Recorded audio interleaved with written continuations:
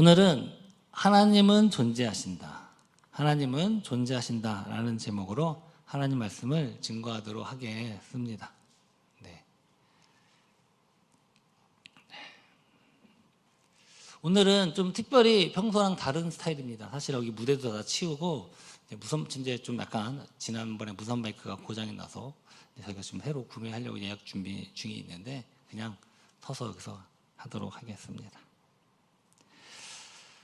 여러분들 요즘은 참 노방전도하기가 쉽지 않은 시대고요. 또 많이 없는 시대입니다만 여러분들이 만약에 믿지 않는 사람들에게 노방전도를 한다면 여러분 어떻게 시작해야 될까요? 예수 믿으세요. 이렇게 요즘 예수 모르는 사람은 없을 겁니다. 예전에 제가 대학년 때 그렇게 제가 꼭 종로에만 가면 저를 쫓아다니는 여자들이 있었어요. 항상 와서 저렇게 말을 걸어요. 도를 아십니까? 혹은 참 얼굴이 너무나도 이렇게 좋은 기운이 많이 넘쳐 흐르네요. 그래서 뭔가 이렇게 왜 좋은 얘기를 하나 들어보면 이제 꼭 나중에 보면 무슨 뭐 도를 아십니까 해서 이제 그리로 가는 것이었습니다. 우리가 복음을 전하거나 또 혹은 이제 예수님에 대해서 전할 때 사실은 그냥 교회 가세요, 예수 믿으세요 이렇게만 하는 것만 갖고는 요즘은 참 어려운 시대입니다. 특별히 요즘은 또 믿지 않는 사람들 가운데서도 뭐 다른 종교를 갖고 있는 사람들은 그래도 다른 종교이기 때문에 뭔가 어떤 하나님이나 신적인 어떤 영적인 것에 대해서 통하는 게 있어요. 그러나 전혀 믿지 않는 사람들, 무신론자 그런 사람들에게는 사실 쉽지 않거든요. 그럼 그런 분들에게 뭐 길거리에서 전도를 할 수도 있겠고 또 내가 아는 사람을 이렇게 만났을 때 전도할 수 있는 방법이 있을까요? 여러분 어떻게 합니까? 네. 기본적인 건 사실 뭐 전도지식을 읽어보라고 하면 제일 쉽겠죠. 근데 읽어보면 다 주면요 다 갖다 버려요. 그렇기 때문에 요즘은 그런 사람들하고 대화할 때도 나름의 준비가 필요합니다. 특히 이제 이 스스로 무신론자라고 이야기하시는 분들이 가끔 있어요. 그건요 굉장한 나름대로의 연구를 하고 나름대로의 논리를 가지고 이야기를 하시는 분들입니다. 그렇기 때문에 그런 분들에게 얘기할 때는요 무턱대고 덤볐다가는 또 곤란한 일을 당할 때도 있습니다. 그렇기 때문에 다음과 같은 좀 논리적인 순서도 필요합니다. 처음에 하나님은 어떤 분이신가에 대해서 좀 이야기를 해야 돼요. 왜냐하면 사람마다 하나님에 대한 생각이 다 달라요.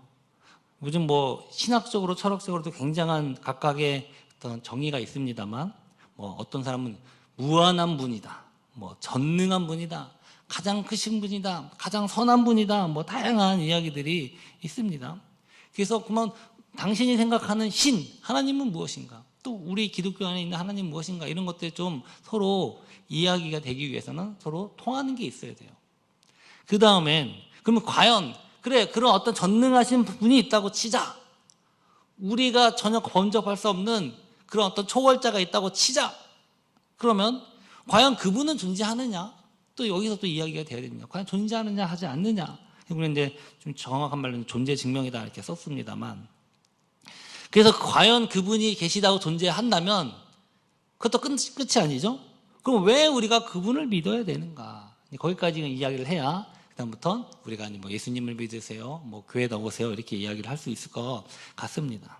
자, 그러면 이렇게까지 무장하려면 정말 쉬운 일은 아닌 것 같아요. 여러분 잘 이렇게 하나씩 논리적으로 잘 설명할 수 있겠습니까? 그거 설명해야 전도돼요. 믿지 않는 사람들, 무신론자들. 그런데 그러면 이것에 대해서 오늘 우리 성경은 뭐라고 말씀하고 있나? 성경, 이 이야기들이 맨 처음에 우리가 성경 맨 첫 번째 피는 성경이 뭐죠? 바로 창세기 1장 1절. 그럼 창세기 1장 1절은 뭐라고 써있나 한번 읽어볼까요? 태초에 하나님이 천지를 창조하시니라. 아니 첫 어떤 책을 딱 읽을 때 주인공이 누군지, 이 배경이 뭔지 원래 이런 이야기가 좀 나와야 이해되지 않습니까?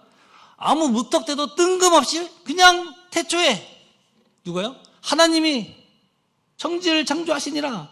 그냥 뭐 하나님이 어떤 분인지, 하나님이 어떻게 존재하게 되었는지, 왜 믿어야 되는지 이런 설명이 없어요. 그냥 다짜고짜 하나님이 태초에 하나님이 천지를 창조했다 그냥 선언하고 시작합니다. 그래서 이게 뭔가 우리가 굉장히 뭐든지 처음이 중요하지 않습니까? 영화도 그렇고 드라마도 그렇고 맨 처음에 몰입이 있어야 뭔가 그 끝까지 달려가는데, 사실은요, 이 첫 문장 안에 바로 이 방금 제가 말씀드렸던 이 세 가지 단계가 다 이 안에 담겨져 있습니다. 태초에 하나님 천지를 창조하시니라 라고 얘기한 건 무엇입니까? 이 하나님은 하늘과 땅 온 우주를 또 우리를 어떻게 해요? 만드신 분, 좀 더 유식한 말로 하면 존재케 하신 분이다. 우리의 근원이다 라고 선언을 하고 있습니다. 왜요? 창조주시기 때문에. 이게 하나님이라는 거예요. 하나님이 우리를 만드신 분이다 라는 게 첫 번째 선언이고요. 그렇다면 그 다음엔 바로 이 천지 만물, 하늘과 땅 온 우주가 존재한다는 것은 또 무엇을 의미합니까? 하나님이 존재한다, 하나님으로부터 기인한다라는 것을 설명하고 있습니다. 그 말은 무엇이냐? 지금 우주가 있는 것 자체는 하나님 때문에 있는 거야. 그렇다는 것은 결국 우주가 있으니까 하나님도 존재하신다라는 것을 지금 선언을 하고 있습니다. 그렇기 때문에 마지막으로 바로 우리를 만드신 하나님, 다른 말로 하면 우리 아버지, 창조주니까 우리가 누구 말을 들어야 돼요? 당연히 그분 말을 듣고 그분 말에 순종해야 된다라는 그 의미가 바로 이 한 문장 안에 담겨져 있는 것입니다. 그래서 성경은 뭐라고 얘기하느냐? 로마서에 보면요, 함께 읽어볼까요? 창세로부터 그의 보이지 아니하는 것들 곧 그 영원하신 능력과 신성이 그가 만드신 만물에 분명히 어떻게 해요? 보여졌다. 그러니까 우리 자연 만물 안에 금이 하나님이란 분이, 하나님이 어떻게 하셨는지 어떤 분인지 다 어떻게 보여졌다라고 말씀합니다. 그래서 그렇기 때문에 하나님을 모른다고 핑계할 수 있다 없다? 없다라는 것입니다. 여러분, 자연 만물은요, 하나님을 믿는 사람이나 다른 종교인이나 무신론자나 다 똑같이 동일하게 보고 느끼고 경험할 수 있는 것들입니다. 이 자연 만물을 통해서 하나님과 그 존재하심을 우리가 알 수 있다라는 것입니다. 그렇기 때문에 우리가 가장 먼저 알아야 되는 건 무엇이냐?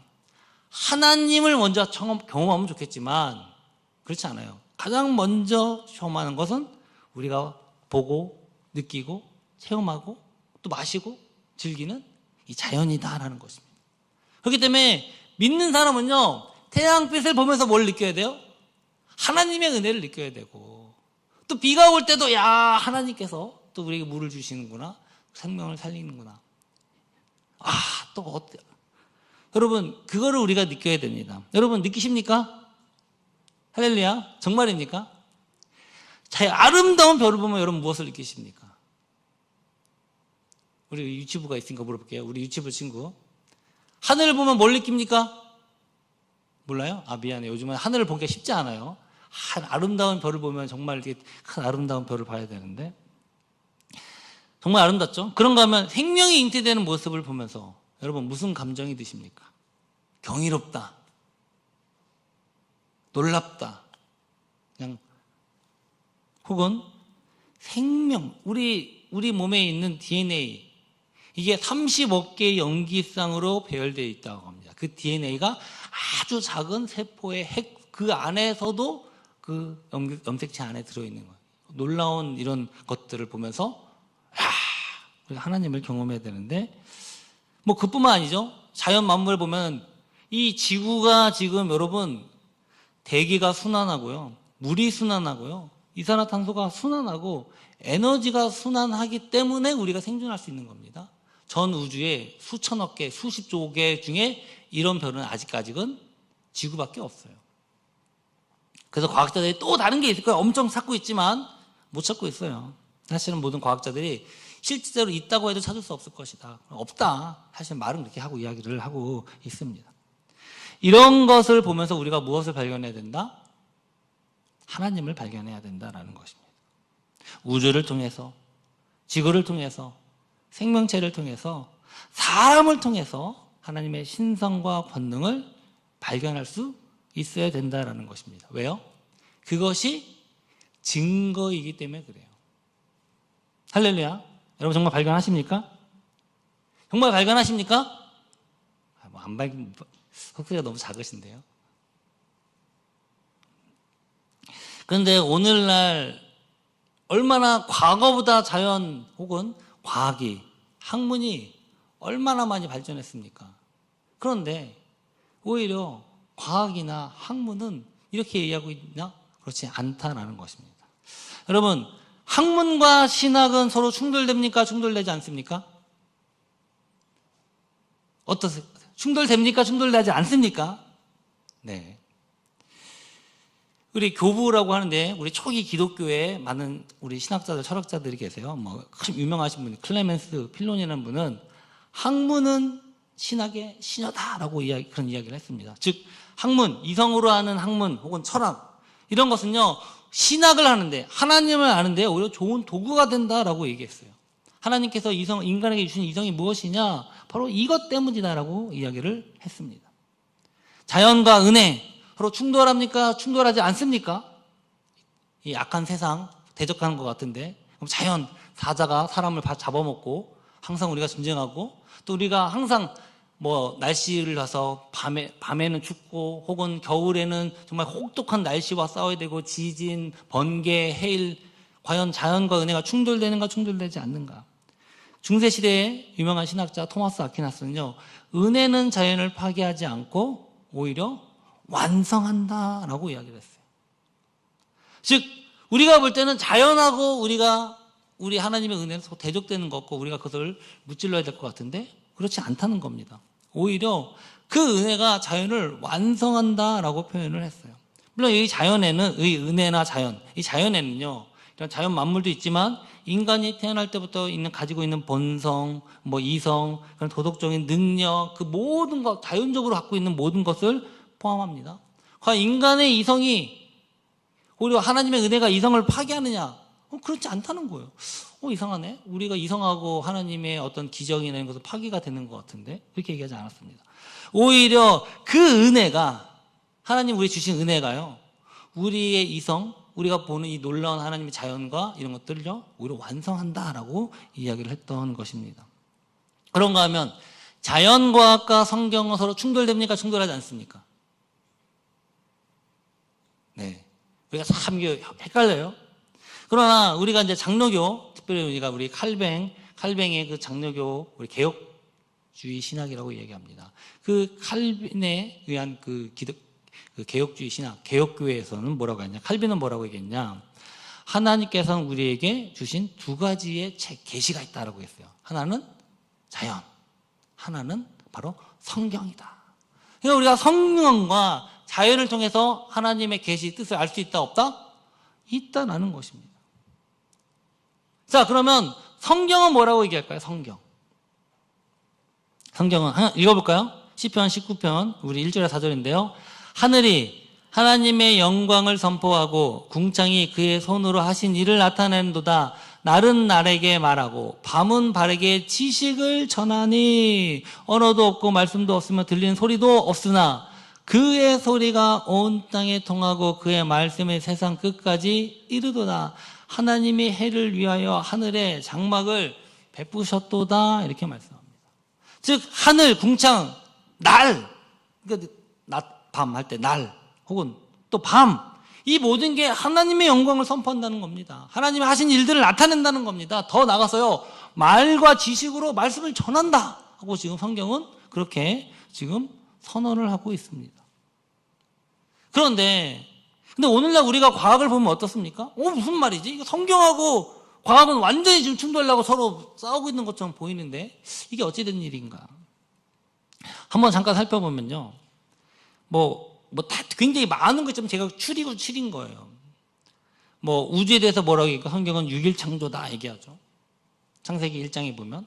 또 과학은 380억 년 전에 빅뱅으로부터 시작됐다. 우리 여기 학생이 있는데 요즘 그렇게 배웁니까? 그래요. 제가 고등학교 때만 해도 빅뱅은 배우지 않았어요. 저는 이제 굉장히 관심이 많아서 제가 혼자 이렇게 책을 봤지만 지금 이미 중고등학교 교과서에 있는 내용이에요. 생명은 어떻게 말씀합니까? 하나님의 말씀으로 생명을 만드셨다. 산생케 하셨다라고 얘기합니다. 그러나 과학은 우연히 무생물에서 생물이 나왔다. 이렇게 이야기하죠.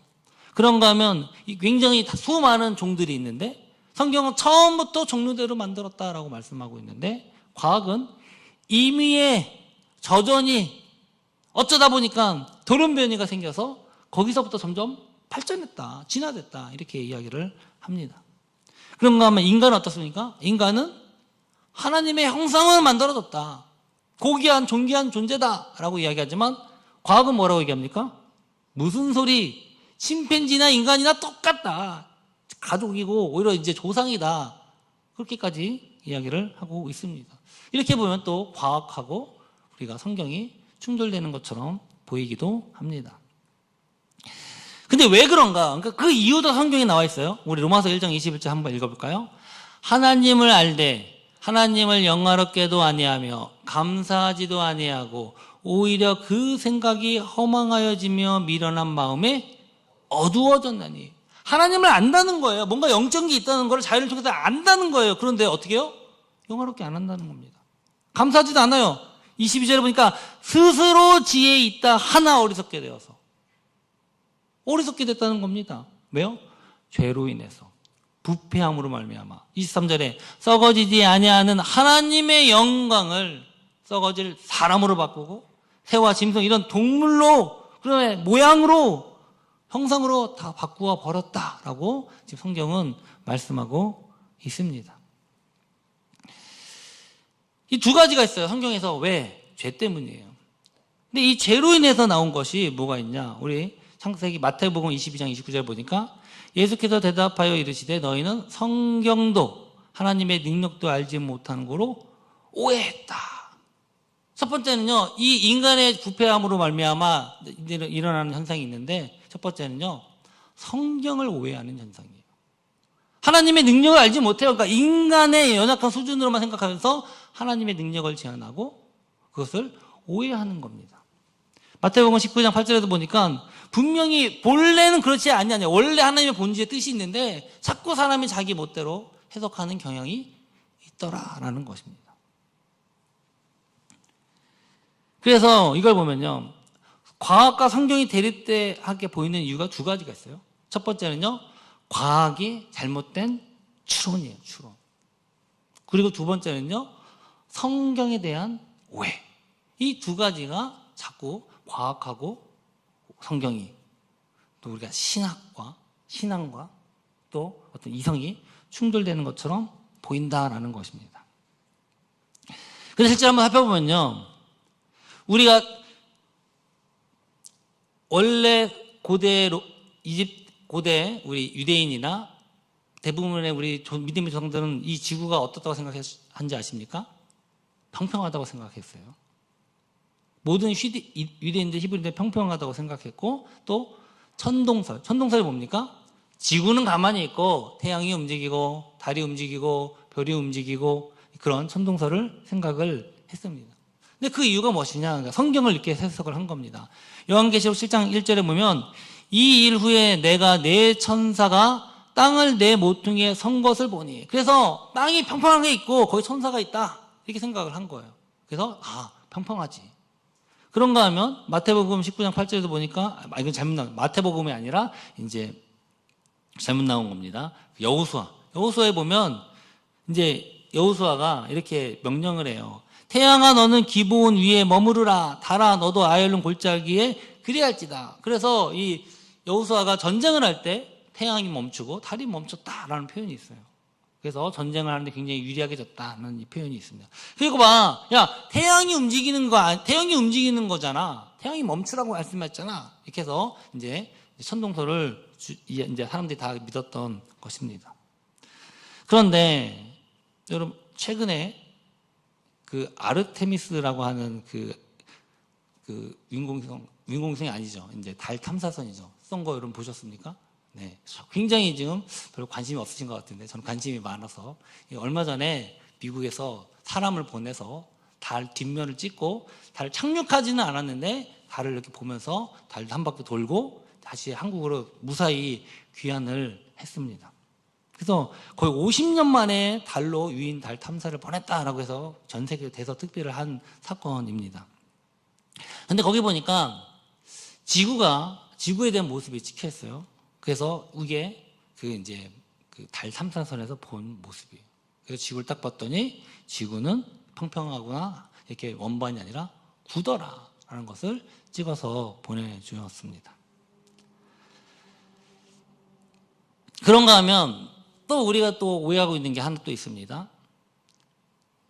우리가 6일 창조라고 얘기할 때 6일, 과연 그 6일이 우리가 알고 있는 24시간인가? 근데 이것에 대한 것도 여러 가지 또 해석과 설명들이 있어요. 예를 들면 창세기 1장 3절에 보면요, 빛이 있으라 빛이 있었고 라고 말씀합니다.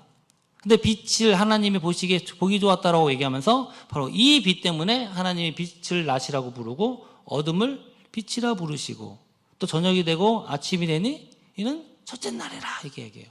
그러니까 빛을 통해서 아침, 저녁이 하나님께서 선포를 하신 것입니다. 그런데 우리가 알고 있는 낮과 밤은 무엇으로부터 만들어지죠? 태양. 그렇죠? 우리가 알고 있는 건 태양이잖아요. 근데 태양은 언제 만드십니까? 보니까 창세기 1장 19절에 보면 넷째 날에 태양을 만드세요. 그런가 하면 하나님이 두 큰 광명체를 만드사 큰 광명체로 낮을 주관하게 하시고 이렇게 하면서 낮과 밤을 주관하게 하셨다. 이건 태양과 달이에요. 그런데 보면 태양이 성경만 갖고 지금 말씀드리는 겁니다. 과학 얘기하는 게 아니에요. 태양은 넷째 날에 만들었는데 그러면 첫째 날, 둘째 날, 셋째 날에 낮과 밤이 생긴 건 뭐 때문입니까? 저도 몰라요. 그냥 물어보는 거예요. 성경에 써 있으니까. 자, 그럼 또 한 가지 더. 그러면 분명히 태양에 의해서 24시간이라는 것이 정의되는데 지금 태양이 없이 처음 낮과 밤이 생기는 건 몇 시간일까요? 24시간을 한정지어서 말할 수 있을까요? 없을까요? 네. 정확하게는 모른다가 맞아요. 모르죠. 여기서 낮과 하루 24시간 말이 없으니까 그냥 낮과 밤이 바뀌었다 라고 이야기하고 있잖아요. 태양은 분명히 뒤에요. 그래서 이것 때문에 여러 가지 해석들이 있습니다. 야, 이것이 하루가 과연 24시간 하루냐? 뭐 아니다. 주의 시간이 1000년 같고 뭐 하루 같다 이런 말씀도 있다. 다양한 해석들이 존재합니다. 제가 이것이 맞다 주장드리는 건 아니에요. 다만 성경 안에서 무엇을 이야기하고 있는지는 우리가 확인할 필요가 있다라는 것입니다. 그런가 하면요. 그래서 우리는 뭐라고 얘기합니까? 과학자들은 지동설 얘기하죠. 태양이 가만히 있고 지구가 돈다. 근데 또 그렇게 해도 놀라운 일들이 벌어집니다. 태양하고 지구하고 거리가 1억 5천만 킬로미터래요. 엄청 먼 겁니다, 이거 여러분. 가까운 거리가 아니에요. 그런데 지금 우리가 태양을 이것 때문에 우리가 1년 4계절 그 다음에 또 24시간 이런 또 한 달 이런 것들이 여기서부터 시작됩니다. 그런데 보면요, 지구의 공전 주기는요 365일이 아니에요. 1년 365일이 아니라 정확히 얘기하면 365.25641이에요. 딱 떨어지지 않아요. 그걸 시간으로 얘기하면 365일하고 5시간 48분 46.08초. 이게 과학자들이 이미 측정해서 계산해낸 거예요. 근데 이게 그 거대한 지구가 그 거대한 태양을 매년 도는데 거의 변함이 없더라는 거예요. 정확하게. 왜 안 놀라시죠? 저는 이거 볼 때마다 항상 놀랐는데. 그렇기 때문에 이게 어떻게 됩니까? 딱 떨어지지 않으니까 윤달이 생기는 거예요. 4년에 한 번씩 윤달이 있어서 2월 29일이 생기고, 근데 또 매번 하면 안 맞아요. 100년에 한 번은 윤달이 없어요. 400년에 한 번은 윤달을 포함해요. 그래서 지구, 우리가 항상 3, 4월이 되면 봄이 되고 6, 7월이 되면 겨울이 되고 그 다음에 뭐 7, 8이 9월, 10월 되면 가을 되고 이것이 딱 맞게 되는 거예요. 안 그러면 시간이 오래 지나면 하루라도 오차가 있잖아요. 하루의 차이는 365년 지나면 1년이 그 계절이 바뀌어 버립니다. 그렇기 때문에 그거를 조정하는데 신기한 건요, 그 거대한 천동설이 아니고 지동설이 맞다고 하면 더 놀라는 거예요. 어떻게 저 별이 거대한 게 이게 1년 12단, 1년, 10년, 20년, 30년 지나도 이게 딱 똑같이 그 시간을 맞출 수 있는가. 그런가 하면요, 4계절이 생기는 건요, 지구 자전축이 23.5도로 기울어졌기 때문에 그래요. 그런가 하면 우리가 달을 보죠, 달. 우리가 요번에 아르테미스가 어디를 찍었냐면 달의 뒷면을 찍었어요. 우리는 달의 뒷면을 볼 수 있습니까? 없습니까? 없어요. 왜 못 볼까요? 이게 놀랍게도 달의 공전 주기와 자전 주기가 동일해요. 무슨 말입니까? 항상 달이 지구를 볼 수 있고 지구도 돌고 달도 도는데 항상 우리 몸만 볼 수 있게 이렇게 되어 있는 거예요. 그러니까 왜 이런지는 이해는 못하고 그냥 같다. 그래서 지금 이렇게 태양이, 그리고 또 태양이 지구도 움직이잖아요. 움직이는데도 달이 함께 움직여서 달의 자전주기와 공전주기는 27.3일이지만 실제로 우리가 보는 달의 위상 변화는 바로 딱 거의 30일, 29.5일로 맞춰집니다. 왜냐하면 지구가 움직이기 때문에 그 시간에 오차가 있기 때문에 지금 우리가 달을 보고 무엇을 계산합니까? 음력. 그래서 태양을 보고 양력을 계산해서 우리가 농사를 짓고 그 다음에 실제로 또 우리가 음력으로 계산을 해서 우리가 이제 절기라든가 이런 것을 지키고 있습니다.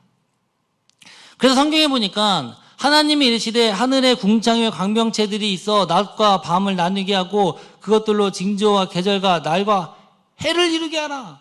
이게 하나님께서 우주를 만드신 이유예요. 우리에게 뭘 알려주시려고요? 시간을 알려주시고 계절을 주시고 그 다음에 우리가 하루라는 날짜를 계산하기 위해서 이렇게 만드셨다라는 것입니다. 그런데 이것이 실제적으로 밝혀진 원리는 언제요? 얼마 안 됐어요. 몇백 년 안 됐죠. 뉴턴이라는 사람이 만유인력이라고 하는 이상한 법칙으로 바로 이것을 다 설명하게 됐어요. 근데 처음에 설명했는데 와 이것 봐라, 하나님께서 이렇게 놀라운 법칙, 이 놀라운 법칙으로 이 만유인력 법칙이 되게 간단한 법칙이거든요. 그 법칙으로 이 정교한 우주 시계를 우리에게 주셨다라는 것입니다. 그래서 오히려 이것을 통해서 야 이것 봐봐, 이거 하나님이 창조하지 않고 어떻게 자연하는 이게 정확하게 시계보다 정확한 하늘의 시계를 어떻게 주실 수 있는가? 이건 하늘을 보면 무언가가 이 우주를 만들었다고 알 수 있다 없다? 있다라고 이야기한 겁니다. 그래서 유명한 신학자 페일리라는 사람도요, 하나님은 시계공이다 라는 표현을 쓰기도 했습니다. 다시 이제 과학은요 온전하지 않아요. 수정이 됩니다. 그래서 나중에 이런 아인슈타인이라는 사람이 그 상대성 이론은 마치 우리가 줄에다가 팽이를 잡아서 돌리면 돌듯이 그렇게 설명했지만 아인슈타인은 공간이 휘었다. 그래서 이렇게 그릇에다가 굿을 던지면 빙빙 돌 수밖에 없죠. 공간이 그렇게 되어 있으니까. 그래서 그렇게 설명을 하기도 했습니다. 아까 처음에 빅뱅 얘기했죠. 빅뱅. 빅뱅은 하나님이 이야기한 창조와 서로 충돌되는 것 같다. 그럴까요? 아니요. 처음에 빅뱅이 설명될 때요, 오히려 사람들은요 빅뱅을 안 받아들였어요. 왠지 아십니까? 야, 이 빅뱅이 오히려 하나님이 빛의 첫째 날에 빛이 있으라 하심에 빛이 됐다, 그거 증명하는 거다라고 생각해서 과학자들이 이걸 받아들이지 않았습니다. 그리고 처음에 이 빅뱅 우주론을 주장한 사람은 기독교인이에요. 카톨릭 신부인데 믿는 사람이에요. 조르즈 르메트르라는 수학자가 아인슈타인이 상대성 이론을 만들어내고 상대성 이론을 바탕으로 교육을 받은 1세대 과학자, 이분의 또 다른 직업이 있었어요. 과학자? 성직자. 성직자? 이분은 어떤 종교인이었던 거야. 이 우주가 한 점에서 시작했다라는 말도 안 되는 결과가 나왔어. 근데 수학이라는 건 우리가 통제할 수 있는 게 아니에요. 결과가 나오면 왜 이렇게 나왔는지는 모르지만 이게 맞겠다. 왜냐면 이 시스템 안에서 완벽하거든, 수학은. 그래서 나왔어. 근데 이 사람이 이야기를 해서 논문을 냈더니 사람들이 걔 성직자 아니야?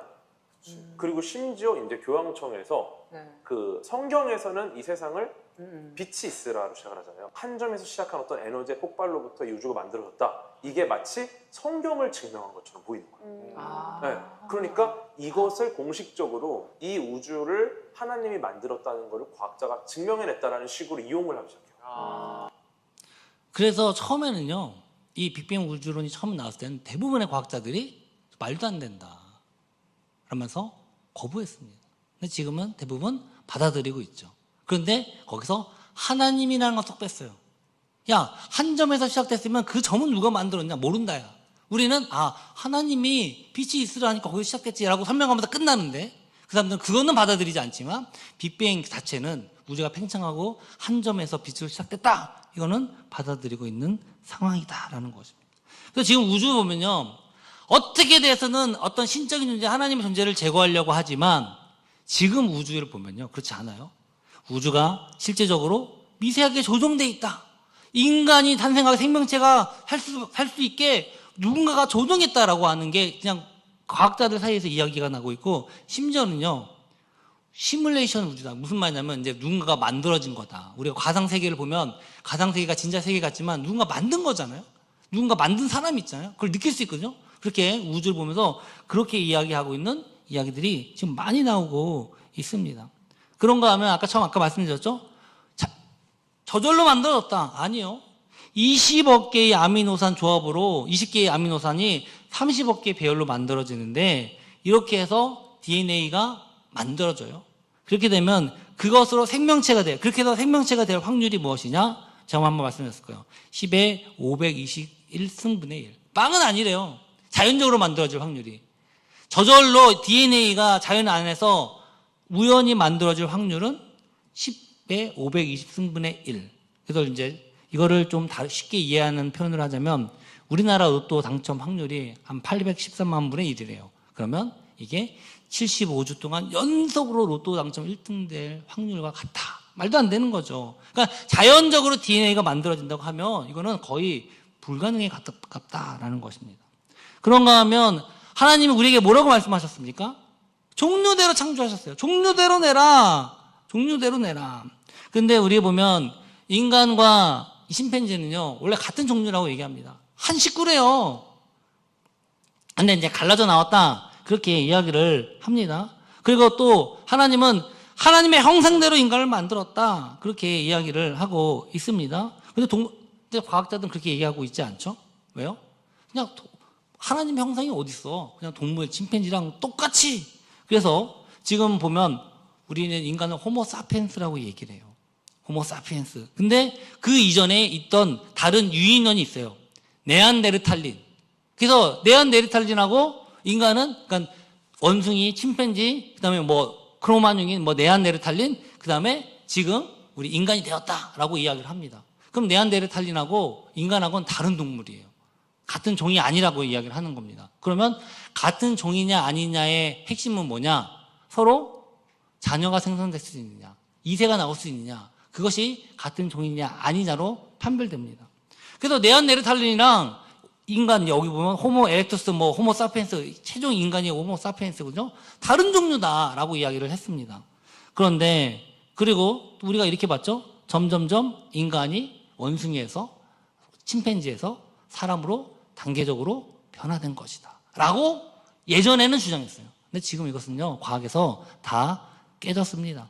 실제로는요, 네안데르탈린은 이 호모사피엔스 현생 인류보다 이전에 나왔다고 알려진 종족이었어요. 그러니까 여기서 인간이 나왔다. 이건 멸종했다. 그런데 오히려 과학을 조사해 보니까 함께 존재했다는 거예요. 심지어는요, 다른 유인원 이렇게 봤는데 결혼해서 A까지 낳았대요. 그럼 다른 원숭이입니까? 아닙니까? 같은 부류죠. 근데 지금 진화론에서는 지금 다른 부류라고, 오히려 원숭이, 침팬지라고 얘기했지만 실제적으로는 한 부류로 나오게 된 것입니다. 그래서 자꾸 나오니까 우리가 알고 있던 기존에 있던 진화론에 어떻게 순차적으로 진화됐다? 그거 다 꼬이게 됐어요. 그래서 지금은 그렇게 이야기하고 있지 않다라는 것입니다. 그런데도 예전에 한 미친 과학자가 이것으로 인간하고 심팬지의 혼종을 만들어 보겠다고 온갖 시도를 다 했었습니다. 나왔을까요? 실패했죠. 그런데 이게 참 말도 안 되는 게, 인간하고 유인원이랑 거기서부터 진화된 동물이라고 생각하면서 똑같다고 하니까 이런 미친 실험을 아무렇지도 않게 하는 겁니다. 근데 이거 다 이미 나중에 이제 수많은 비판을 받았고, 이 사람은 이제 퇴출을 당하게 됩니다. 마지막으로 이야기하자면 프랜시스 콜린스라고 하시는 분이 있어요. 이분은 예일 대학교 물리학 박사고 노스캐롤라이나 대학교 의대예요. 그리고 인간 게놈 프로젝트, 지금 우리 인간의 유전자가 다 30억 개가 다 이게 다 이제 완전히 연구가 끝났거든요. 이걸 하신 분이에요. 근데 이분이 철저한 무신론자이고 철저한 진화론주의자였어요.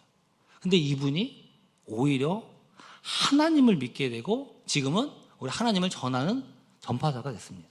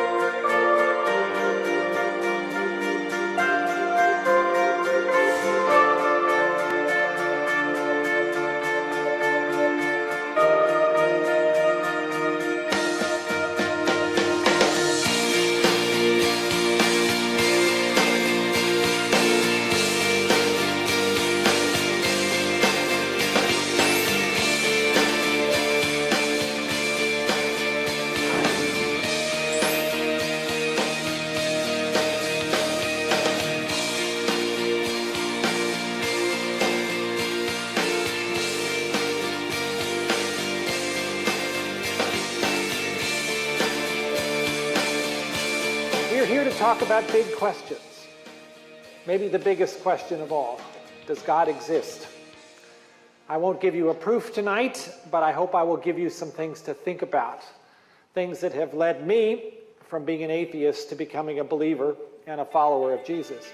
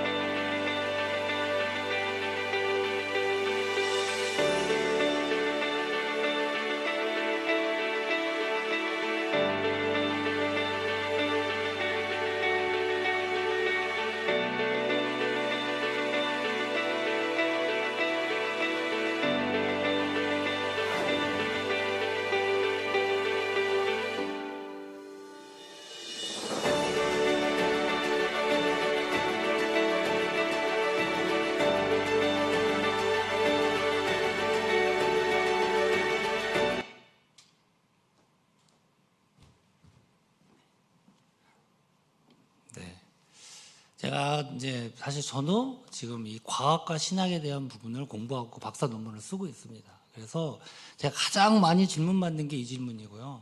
많은 청년들이 이것 때문에 고민하고 이것 때문에 교회를 떠나요. 야, 진화론이 맞다는데 성경에서는 아직도 맞지 않지 않습니까? 성경하고 과학하고 맞지 않은데 어떻게 성경이 사실이라고 할 수 있습니까? 젊은 사람들은 다 그렇게 얘기해서 이것 때문에 신앙을 떠납니다. 그러나 여러분, 결코 성경과 과학은요 충돌되지 않아요. 다만 우리가 오해하고 아직 과학이 온전히 발전했기 못해 거기 헤매는 중이에요. 그렇기 때문에 분명히 진리가 발견되면 발견될수록 저는 분명히 이것이 만나게 될 것이다 라고 생각합니다. 우리 한번 읽어볼까요? 시편 148편 3절부터 5절인데요. 읽어보겠습니다. 해와 달아 그를 찬양하며 밝은 별들아 다 그를 찬양할지어다. 하늘의 하늘도 그를 찬양하며 하늘 위에 있는 물들도 그를 찬양할지어다. 그것들이 여호와의 이름을 찬양함은 그가 명령하심으로 지음을 받았도다. 아멘.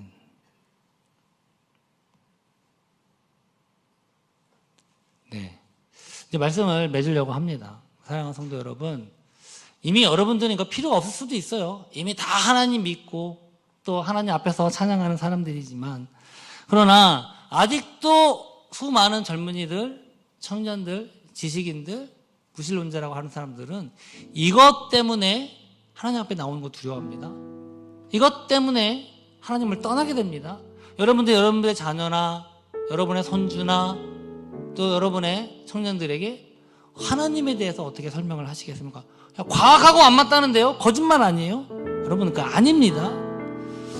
이 만물을 창조하신 하나님을 전하고 찬양하고, 이 우주 만물이 하나님을 찬양하고 전하고 있습니다.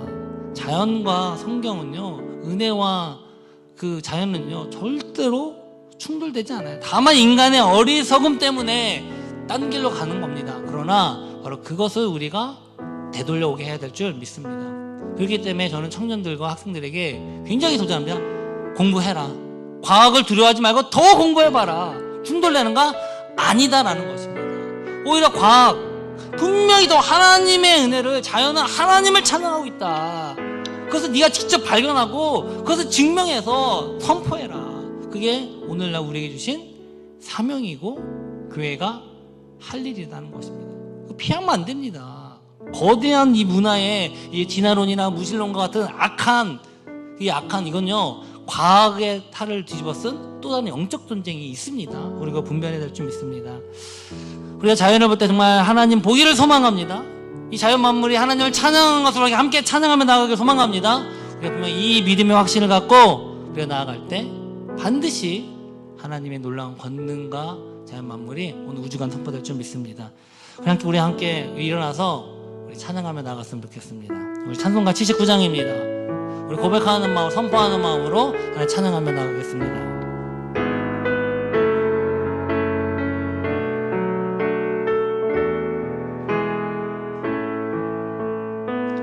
주 하나님 지으신 모든 세계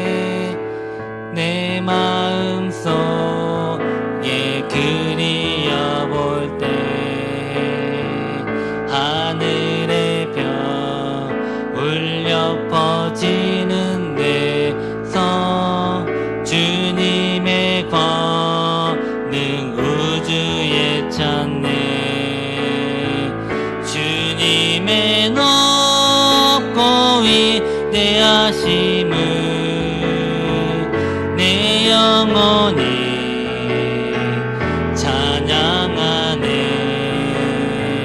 주님의 높고 위대하심을